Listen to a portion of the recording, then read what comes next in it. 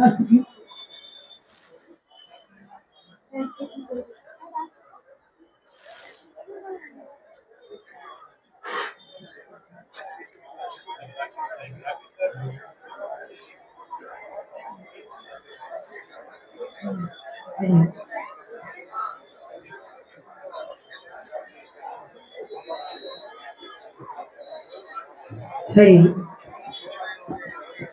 આપણે સૌ જાણીએ છીએ કે બંકિમચંદ્ર ચટ્ટોપાધ્યાય દ્વારા રચિત આપણે વંદે માતરમ ગીતને 7 નવેમ્બર 1875 ના રોજ 100 વર્ષ પૂર્ણ થઈ ગયા છે.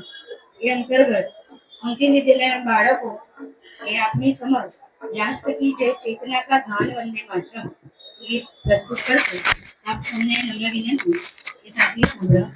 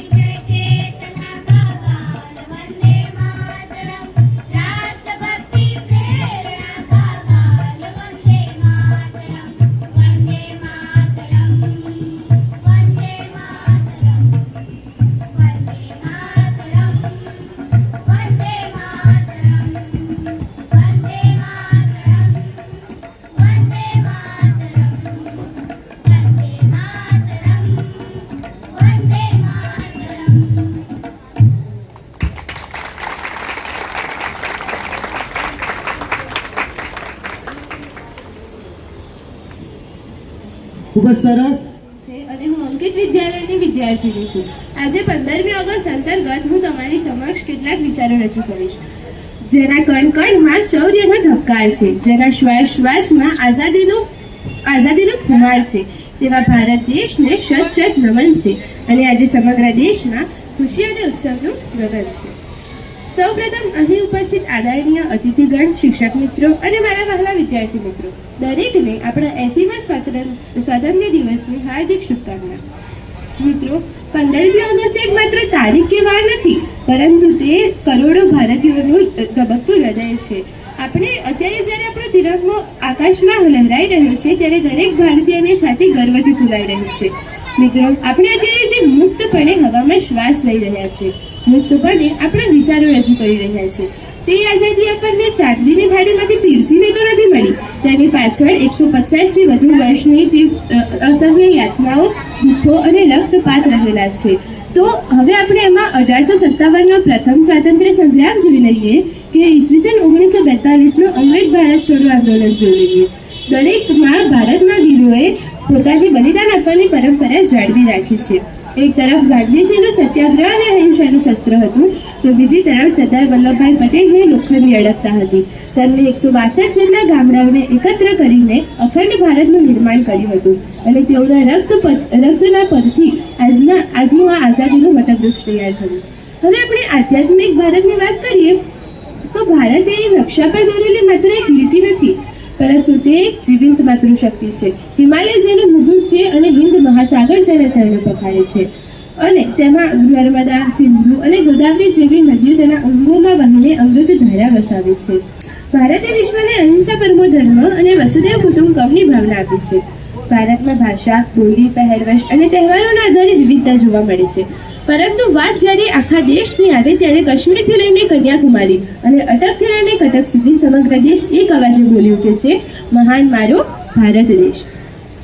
હવે આધુનિક ભારતની વાત કરીએ તો ડિજિટલમાં ભારતના મોટા વેપારીથી લઈને નાના વેપારી સુધી દરેકના ઘરે ઔદ્યોગિક ક્રાંતિ પહોંચી ગઈ છે. રમતગમત ક્ષેત્રે એવું કોઈ પણ મેદાન નથી કે ભારતે તેનો ઝંડો ન લહેરાવ્યો હોય, અને મંગળથી લઈને ચંદ્રના દક્ષિણ ધ્રુવ સુધી પોતાનો ધ્વજ લહેરાવનાર ભારત પ્રથમ દેશ બન્યો છે. શિક્ષણ ક્ષેત્રે તો અમે જોઈ શકીએ છીએ કે શિક્ષણ ક્ષેત્રે ભારતે કેટલી પ્રગતિ કરી છે. NEP 2020 તેનું જીવંત ઉદાહરણ છે. હવે આપણે વાત કરીએ આપણા સરહદ ઉપર ઉભેલા જવાનોની. -42 ડિગ્રીની બર્ફીલી ઠંડી હોય કે જેસલમેરનું ધગધગતું રણ, તેઓ સમય જોયા વગર દેશની રક્ષા કરે છે અને જેના કારણે જ આપણે આપણા ઘરમાં શાંતિની ઊંઘ લઈ શકીએ છીએ. હવે આપણે વાત કરીએ કે આપણા દેશની સીમા પરના સૈનિકો કરતાં અત્યારે જે અપ્રામાણિકતા, ભ્રષ્ટાચાર, સાયબર ગુનાઓ થઈ રહ્યા છે તે મહત્વના છે. શું આઝાદીનો અર્થ માત્ર રાષ્ટ્રધ્વજ ફરકાવવો અને રાષ્ટ્રગીત ગાઈ લાવવું એટલું જ છે? ના, આજે સરહદ પરના દુશ્મનો કરતાં અંદરના પડકારો મોટા છે. આપણે જોઈએ છીએ કે સાયબર ગુનાઓ ઘણા થઈ રહ્યા છે, શહેરના પોલીસ ચોકીઓ ઉભરાઈ રહી છે અને અદાલતમાં કેસો પતતા નથી. તો આ બધા માટે આપણે દેશ માટે મરી મટવાની જરૂર નથી, પરંતુ તેના માટે પ્રામાણિક બનવાની જરૂર છે. તો ચાલો આજના પવિત્ર દિવસે આપણે બધા સંકલ્પ લઈએ કે આપણે એવું કોઈ પણ કામ નહીં કરીએ કે જેનાથી માતૃભૂમિ લજવાય, અને આપણે હંમેશા આપણા દેશને હિતમાં રાખીશું. આપણી માતૃભૂમિને આપણા અંગત સ્વાર્થથી ઉપર નહીં કરીએ. અંતે મારે એટલું જ કહેવું છે કે તિરંગો આપણું માન છે, તિરંગો આપણું શાન છે.